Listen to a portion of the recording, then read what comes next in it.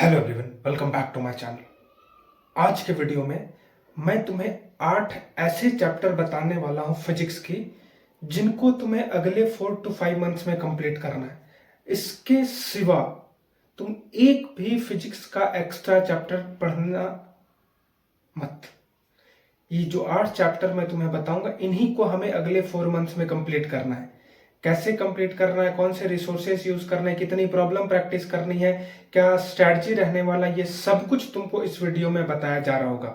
और ये 8 चैप्टर्स तुम्हें 25 से 30 मार्क्स दिला रहे होंगे तुम्हारे WBJ वाले पेपर में। तो ये 8 चैप्टर कौन से हैं, कैसे इनको पढ़ना है, क्या स्ट्रैटेजी फॉलो करनी है, ये सब कुछ मैं तुमको इस वीडियो के थ्रू बताने वाला हूं। तो चलते हैं, वीडियो को स्टार्ट करते हैं। वीडियो में आगे बढ़ने से पहले देखो, आज के टाइम पे हर बच्चे के पास एक अच्छी कोचिंग है, अच्छे रिसोर्सेज भी पड़े हुए हैं। दिन के 6 से 8 घंटे बच्चा पढ़ भी रहा है, बट फिर भी सिलेक्शन नहीं हो रहा। हर कैंडिडेट जो किसी भी कॉम्पिटेटिव एग्जाम की प्रिपरेशन करता है उसके पास ये तीनों रिसोर्सेज रहते हैं। अच्छी कोचिंग, अच्छे मटेरियल्स, दिन के 6 से 8 घंटा पढ़ना, यूट्यूब का फ्री एक्सेस, बट फिर भी हमारा सिलेक्शन नहीं होता है। और सिलेक्शन ना होने के पीछे मैं सिंपल एक रीजन समझता हूं। वो रीजन है कि हम अपने स्ट्रेंथ, अपने वीकनेस के बेसिस पे पढ़ाई नहीं करते हैं। हम एक कोई यूनिक प्लान लेके नहीं चलते हैं। हम टॉपर्स की स्ट्रेटजी फॉलो करेंगे, टीचर्स की बताई बातों को फॉलो करके एग्जाम क्रैक करने की कोशिश करेंगे, और ऐसा कभी भी नहीं होता है। तो इस प्रॉब्लम को रिजॉल्व करने के लिए हमने मेंटरशिप लॉन्च करी है। ये ऑर्डिनरी मेंटरशिप से बिल्कुल अलग है। बाकी के भी कोचिंग वाले, बाकी के भी यूट्यूबर्स ने मेंटरशिप लॉन्च कर रखा है, बस ये बाकी मेंटरशिप से कंप्लीटली डिफरेंट है। यहां पे मैं किसी टॉपर की स्ट्रेटजी तुमको नहीं बोलता हूं फॉलो करने, या कोई रैंडम स्टूडेंट या कोई रैंडम टीचर या कोई रैंडम यूट्यूबर की स्ट्रेटजी फॉलो करने नहीं बोलता हूं। मैं तुम्हें समझूंगा, तुम्हारे स्ट्रेंथ, तुम्हारे वीकनेस, तुम्हारे प्रोडक्टिविटी, तुम्हारे कंसिस्टेंसी, तुम्हारे डिसिप्लिन, ये सब कुछ को समझ के एक रोड मैप बनाई जाएगी, और उसके बेसिस पे तुम्हें यहाँ पे गाइड किया जाएगा। और ये गाइडेंस तब तक रहेगी जब तक तुम एग्जाम को क्रैक नहीं करते। और हमारे मेंटरशिप का रिकॉर्ड है, जितने बच्चों को मैंने 3 to 4 मंथ मेंटरशिप करी है उसमें से एक भी कैंडिडेट आज प्राइवेट कॉलेज में नहीं पढ़ रहा है। सारे कैंडिडेट अपने गवर्नमेंट कॉलेज में पढ़ रहे हैं। कोई जादवपुर में है, कोई कलकत्ता यूनिवर्सिटी में, कोई जलपाईगुड़ी गवर्नमेंट इंजीनियरिंग कॉलेज में है, कोई मौलाना अब्दुल कलाम यूनिवर्सिटी में है, कोई कल्याणी यूनिवर्सिटी में है। एक भी कैंडिडेट जिनको मैंने 3 मंथ्स या 3 to 4 मंथ के अराउंड मेंटरशिप करी है, वो हर एक कैंडिडेट आज गवर्नमेंट कॉलेज में पढ़ रहा है। और इसके पीछे का रीजन सिंपल एक, मैं उस कैंडिडेट को उनके स्ट्रेंथ और उनके वीकनेस के बेसिस पे तब तक गाइड करता हूं जब तक एग्जाम वो क्वालिफाई नहीं कर ले। और ये ही इस मेंटरशिप को बाकी मेंटरशिप से अलग बनाता है। तो अगर तुम्हें WBJ क्रैक करना है, WBJ में तुम्हें गवर्नमेंट कॉलेज एनी हाउ चाहिए, तो तुम्हें इस मेंटरशिप में आना ही पड़ेगा। तुम किसी भी कोचिंग में, किसी भी रिसोर्सेज को यूज कर लो, अगर इस मेंटरशिप में आता है तो यहाँ पे तुम्हारा सिलेक्शन का गारंटी है। और ये गारंटी मैं खुद दूंगा, और ये तुम खुद एहसास कर लोगे कि नहीं भाई, अब मैं government exam, government college easily enter कर जाऊंगा। तो अगर तुम्हें इस मेंटरशिप में आना है तो डिस्क्रिप्शन में मैंने नंबर डाल रखा है, वहां पे जाओ, कांटेक्ट करो और जल्द से जल्द आ जाओ। क्योंकि आप बोलोगे कि 1 मंथ मेंटर कर दो भाई और मुझे जादवपुर मिल जा, नहीं होगा। मिनिमम 3 to 4 मंथ्स मुझे चाहिए एक स्टूडेंट को जीरो से लेकर गवर्नमेंट कॉलेज तक पहुंचाने तक। तो अगर तुम्हें आना है तो अभी आ जाना, डिस्क्रिप्शन में मैंने नंबर डाल रखा है। अब आ जाते हैं वीडियो के टॉपिक पे। आज का हमारा टॉपिक है कैसे फिजिक्स को पढ़नी है, और वह कौन से 8 चैप्टर हैं जो हम फिजिक्स में पढ़ रहे होंगे। अब तुम में से बहुत बच्चों का यहाँ पे सवाल आएगा कि भैया 8 ही क्यों, 10 क्यों नहीं, 15 क्यों नहीं। टोटल तो 33 चैप्टर्स हैं फिजिक्स के में, क्लास 11 क्लास 12 कंबाइन करके, बट 8 चैप्टर्स ही हमें क्यों पढ़ने हैं। और आप यही 8 चैप्टर क्यों पढ़ने बोलोगे। ये जो मैं तुम्हें चैप्टर्स अभी बताऊंगा, ये 1 to 8 चैप्टर, ये मैंने प्रॉपर पिछले 4 सालों का रिसर्च करा, उसके बाद मैं तुम्हें चैप्टर की लिस्ट दूंगा। ऐसा नहीं कि रैंडमली मैंने हाई वेटेज वाले टॉपिक उठाया और तुम्हें रिकमेंड कर दिया, नहीं। मैंने पिछले 4 सालों के पेपर के ट्रेंड को समझा, फिजिक्स में क्या WBJ पूछ रहा है, किस चैप्टर से मैक्सिमम सवाल आ रहे हैं, उनको मैंने लिस्ट आउट करा, उसके बेसिस पे मैंने चैप्टर की लिस्ट तैयार करी, और वही लिस्ट आज मैं तुम्हें बताने वाला हूं। तो स्टार्ट करते हैं 1 by 1। सबसे पहला चैप्टर इलेक्ट्रोस्टैट्स, ये हमें करना है। सबसे पहला चैप्टर इलेक्ट्रोस्टैट्स, दूसरा चैप्टर करंट इलेक्ट्रिसिटी, तीसरा chapter magnetic effect of current, fourth, heat and thermodynamics. Fifth, modern physics. Sixth, wave optics. Seventh, work power and energy. Eighth, kinematics. यही 8 चैप्टर हमें करने हैं। इसके सिवा हम कोई और चैप्टर नहीं कर रहे होंगे।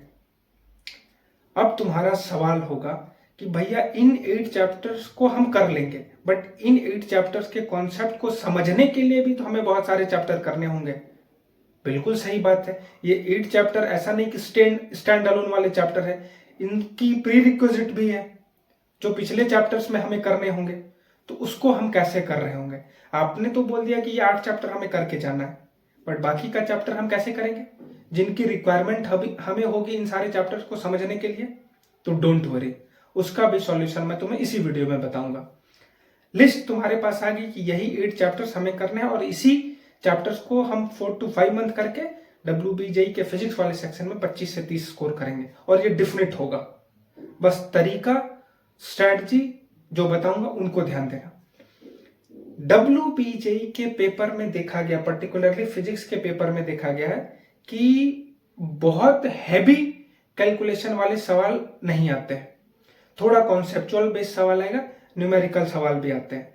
तो कॉन्सेप्चुअल प्रॉब्लम को टैकल करने के लिए और न्यूमेरिकल टाइप के प्रॉब्लम को टैकल करने के लिए हमें एक यूनिक स्ट्रैटेजी के साथ फिजिक्स को बढ़नी होगी। और क्या यूनिक स्ट्रैटेजी है, अब उसको समझते हैं। सबसे पहला, हम हर एक चैप्टर के डिटेल लेक्चर देखेंगे। हमारे पास चैप्टर का काउंट कम है तो हम कोशिश करेंगे कि हर एक चैप्टर का हम डिटेल लेक्चर देखें। एक लेक्चर तुम्हें 2 बार देखने का नीड हो, 2 बार देखो, बट इन 8 चैप्टर को ऐसा करके जाओ एग्जाम में कि इनसे आने वाले एक्सट्रीम डिफिकल्ट लेवल वाले सवाल भी तुमसे एग्जाम में ना छूटे। तो इसीलिए हम हर एक चैप्टर के डिटेल लेक्चर को देखेंगे। सेकंड, लेक्चर के पैरेलल में हम एनसीईआरटी की रीडिंग भी करेंगे। जनरली केमिस्ट्री में लोग रिकमेंड करते हैं एनसीईआरटी की रीडिंग, बट मैं फिजिक्स में बोल रहा हूं क्योंकि हम कम चैप्टर पढ़ रहे हैं, तो हम कम चैप्टर को इस लेवल से पढ़ के जाएंगे जिससे कि हमारा एक भी सवाल एग्जाम में ना छूटे। तो लेक्चर के पैरेलल में एनसीईआरटी की रीडिंग, सपोज करो तुम हीट एंड थर्मोडायनेमिक्स के लेक्चर देख रहे हो तो उसके पैरेलल में तुम एनसीईआरटी रीड करोगे। यह बातें समझ में आ गई? लेक्चर देन एनसीईआरटी की रीडिंग। उसके बाद आती है प्रॉब्लम प्रैक्टिस। प्रॉब्लम प्रैक्टिस के लिए हमें क्या करना पड़ेगा? प्रॉब्लम प्रैक्टिस से पहले हम एक और स्टेप फॉलो करेंगे। लेक्चर, एनसीईआरटी की रीडिंग तो हो गई, उसके बाद एक रिवीजन सेशन होगा, डिटेल रिवीजन सेशन, जिसको हम नोट्स के थ्रू पूरा करेंगे। रिवीजन सेशन के बाद हम एंटर करेंगे प्रॉब्लम प्रैक्टिस में। ये याद रखना, लेक्चर और एनसीईआरटी की रीडिंग पैरेलल में चलेगी। जब सारे लेक्चर खत्म हो जाए चैप्टर के तो एक डिटेल रिवीजन नोट्स के थ्रू, उसके बाद हम एंटर करेंगे प्रॉब्लम प्रैक्टिस वाले एरिया में। और प्रॉब्लम प्रैक्टिस का पहला स्टेप है एमटीजी चैप्टर वाइज बुक से प्रॉब्लम को सॉल्व करना। हर एक कैंडिडेट जो WBJE में अच्छा करना चाहता है, एक रैंक लाना चाहता है, उसके पास एमटीजी चैप्टर वाइज की बुक होनी चाहिए। अगर नहीं है तो इमीडिएटली बाय कर लो। हम रिवीजन के बाद एमटीजी चैप्टर वाइज की बुक से सवाल सॉल्व करेंगे। सपोज करो तुम हीट एंड थर्मोडायनेमिक्स कर रहे हो तो हीट एंड थर्मोडायनेमिक्स के जितने भी सवाल होंगे एमटीजी चैप्टर वाइज वाली बुक में, उसके सारे सवालों को हम करेंगे। उसमें 100 हो सकता है, 120 हो सकता है, 130 हो सकता है, जितने भी सवाल होंगे सबको करना है। ईच एंड एवरी प्रॉब्लम को हमें ट्राई करना है। जो सॉल्व नहीं हो फर्स्ट टाइम पे उसको सेकेंड टाइम हम ट्राई करेंगे, उसके सॉल्यूशन को देखेंगे और उसके सॉल्यूशन को नोट डाउन करेंगे। यह बातें समझ में आ गई? अब लास्ट और आखिरी स्टेप आता है पीवाईक्यू सॉल्विंग। एमटीजी की जब चैप्टर वाइज हो जाए तुमसे तो फिर तुम पीवाईक्यू में एंटर करोगे। और पीवाईक्यू पिछले 4 सालों का सॉल्व करना है, 2021 से 21 से 25 के ही पीवाईक्यू को हमें सॉल्व करना है। उससे पहले के पीवाईक्यू को हम अवॉइड करेंगे। 21 से 25 में जितने भी पीवाईक्यू होंगे पर्टिकुलर चैप्टर को लेके, उन सारे पीवाईक्यू को हमें सॉल्व करके जाना है। क्या बातें समझ में आ गई? लेक्चर हो गए, एनसीईआरटी की रीडिंग हो गई, नोट्स से रिवीजन हो गया, एमटीजी से प्रॉब्लम प्रैक्टिस हो गई, पीवाईक्यू सॉल्विंग भी हो गई। उसके बाद और एक स्टेप है chapter wise test. Chapter wise test के बिना तुम अगले चैप्टर में मूव नहीं करोगे। जब तक तुम चैप्टर वाइज टेस्ट नहीं दोगे तुम अगले चैप्टर में मूव नहीं करोगे। और चैप्टर वाइज टेस्ट देते वक्त ध्यान रखना, अगर 10 सवाल का टेस्ट है, सपोज करो कि टोटल फिजिक्स में 10 सवाल तुमसे पूछे गए हैं किसी पर्टिकुलर चैप्टर को लेके, तो 10 में से जब तक तुम 6 के ऊपर नहीं जा रहे हो तब तक तुम अगले चैप्टर में मूव नहीं करना। जब तक तुम 6 के अबव स्कोर नहीं करोगे अगले चैप्टर में मूव करने की नीड नहीं है, क्योंकि हम कम चैप्टर पढ़ रहे हैं और कम चैप्टर पढ़ रहे हैं तो हम अच्छे से पढ़ के जाएंगे। और अच्छे से तभी पढ़ाई होगी जब हम मिनिमम 10 में से 7 to 8 का राउंड स्कोर करेंगे। तो अगर तुम्हारा स्कोर 6 के बिलो आता है तो तुम आइडेंटिफाई करो कि कहाँ गलती हुई, किन कारणों की वजह से मैं 7 या 8 स्कोर नहीं कर पाया। जब तक टेस्ट में तुम 6 के अबव स्कोर नहीं करोगे नेक्स्ट चैप्टर पढ़ने का तुम्हें कोई हक नहीं है फिजिक्स में। यह बातें ध्यान से सुनो और इसको अप्लाई करना, और यही तुम्हें फिजिक्स वाले सेक्शन में 25 से 30 मार्क्स दिला रहा होगा। 8 चैप्टर तुम्हें 30 मार्क्स दिला देगा अगर मेरे तरीके से या मेरी स्ट्रेटजी से पढ़ोगे तो। जब तक चैप्टर में तुम्हारा 6 के अबव नहीं स्कोर आ रहा है तुम आगे वाले चैप्टर में मत जाना।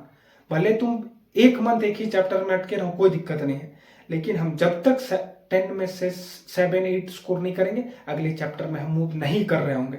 यही एक राइट और एक परफेक्ट स्ट्रैटेजी रहने वाली फिजिक्स को पढ़ने के लिए, और यही स्ट्रैटेजी हमें 25 से 30 मार्क्स दिलाएगी फिजिक्स में। इसके सिवा कुछ करने की नीड नहीं है, कोई एक्स्ट्रा बुक नहीं, कोई एक्स्ट्रा लेक्चर नहीं, कुछ करने की नीड नहीं है। जो लेक्चर तुम्हारे कोचिंग में प्रोवाइड कर रखे हैं उनको, एनसीईआरटी की रीडिंग, एमटीजी की solving, PYQ solving and at the end test, ये 5 स्टेप है। ये 5 स्टेप तुम्हें फिजिक्स में 25 से 30 मार्क्स दिला रहा होगा, और वो भी 8 चैप्टर को करके। ये बातें समझ में आ रही है। और लास्ट एक इंपॉर्टेंट पॉइंट जो मैंने स्टार्टिंग में ही बोला कि तुम में से बहुत बच्चों के माइंड में यह सवाल रहेगा कि भैया हम 8 चैप्टर तो करके जा रहे हैं, बट उनसे रिलेटेड जो चैप्टर है जिनकी रिक्वायरमेंट हमें आएगी उनको हम कैसे करेंगे। सपोज करो तुम ग्रेविटेशन में हो या फिर इलेक्ट्रोस्टैट्स में हो और एसएचएम का कोई कॉन्सेप्ट वहां पे आ गया, तो तुम क्या पूरा एसएचएम का लेक्चर देखोगे एक यूनिट को समझने के लिए या एक पर्टिकुलर कॉन्सेप्ट को समझने के लिए? नहीं। उस टाइम पे क्या करोगे, जो भी कॉन्सेप्ट है चैट जीपीटी में जाना, चैट जीपीटी में सर्च करना, वो तुम्हें 2 से 3 मिनट में वो पर्टिकुलर कॉन्सेप्ट को समझा देगा। इसी तरह से हम वो हर एक कॉन्सेप्ट या हर एक सेगमेंट को टैकल करेंगे जो हमें ये 8 चैप्टर करते वक्त बीच में हिंड्रेंस क्रिएट करेगा। वो सारे कॉन्सेप्ट जो रिक्वायरमेंट होगी इन 8 चैप्टर को समझने के लिए उनको हम चैट जीपीटी या short form of the video YouTube के थ्रू समझने की कोशिश करेंगे। डिटेल में हमें अब नहीं समझने की नीड है, डिटेल में हम केवल ये 8 चैप्टर को करके जाएंगे WBJE के लिए। ये बातें समझ में आ रही है? तो आज के वीडियो में इतना ही। वीडियो अच्छी लगी वीडियो को लाइक कर लेना, इस चैनल में नए हो तो चैनल को सब्सक्राइब कर लेना। Thank you.